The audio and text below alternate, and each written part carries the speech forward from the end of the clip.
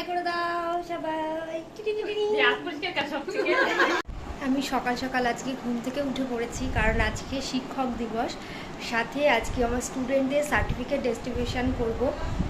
তো আমি রেডি হয়ে নিচ্ছিলাম, কারণ একটু পরেই সব স্টুডেন্টরা চলে আসবে। দেখতেই পাচ্ছ 3টে স্টুডেন্ট চলে এসেছে, সবাই একে একে চলে আসলো। সবাইকে একে একে সার্টিফিকেট দেওয়া শুরু করব।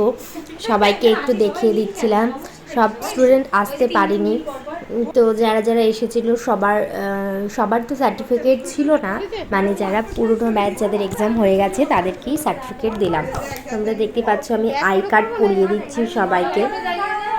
তো এটা হলো মৌসুমী সাহা, তো ওকে আমি সার্টিফিকেট আইডেন্টি কার্ড পরিয়ে দিলাম। তো পিয়ালিকে পরিয়ে দিয়েছি, আরও সবাইকেই মোটামুটি পরিয়ে দেওয়া হয়ে গেছে। এবার সায়ন্তিকাকে পরিয়ে দিচ্ছি, সায়ন্তিকা সাহা, ওকে পরিয়ে দিলাম আইডেন্টি কার্ড। ও আইডেন্টি কার্ড। আচ্ছা, আজকে স্টুডেন্টদের সার্টিফিকেট ডিস্ট্রিবিউশন আজকে ওপরে পোস্ট করছি, কারণ আমি লাইভ করছি না, ঠিক আছে? তো একে একে আমি সবাইকে সার্টিফিকেট দিচ্ছি, তোমরা দেখতে থাকো। এটা নাইট টাইম। মৌসুমী সাহা চলে আসো। আচ্ছা, এবার ঝুমা সাহা চলে আসো। নেক্সট আমি পরবর্তী দিন এটা ঠিক করে দে ওটা। এই না ঠিকই আছে। ওই দেখো তিনটা শাড়িতে। হ্যাঁ হ্যাঁ। রিং লাইট উঠে।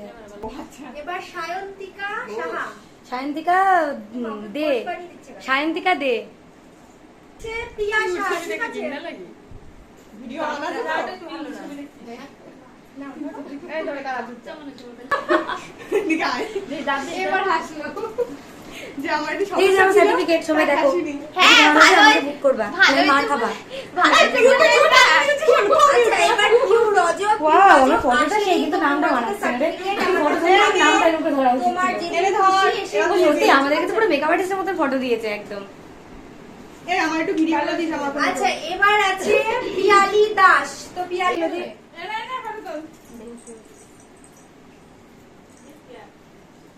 ছোটবেলা ছবি এখানে। এ এদিক তাকাও, 10টা তো কম করে তাকাও, এদিক তাকাও। শান্তনা এদিকে তাকাও। হ্যাঁ ভালো করে চুল বিরানি। এটা দি পেটে ভাতটা তুলবো না তুলবো না সেটা এখন বলবো। আই দিও না এরিয়া কথা শুনে তো শোনো কি বলে ক্লান্তি দিব ওটা না। আমি বললাম যে পেটের ভাত তুলবো না। আসো, ওর এমনি ফটো ভালো হয় শান্তনা। ঠিক আছে,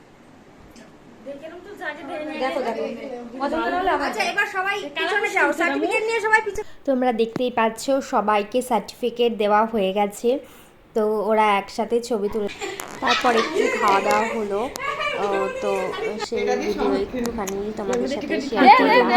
তো তারপরে খাওয়া দাওয়ার পরে তো আর কিছু ভিডিও করা হয়নি, কারণ আমি খেতে দিচ্ছিলাম। তো আমি আর বেশি কিছু আর ভিডিও করিনি।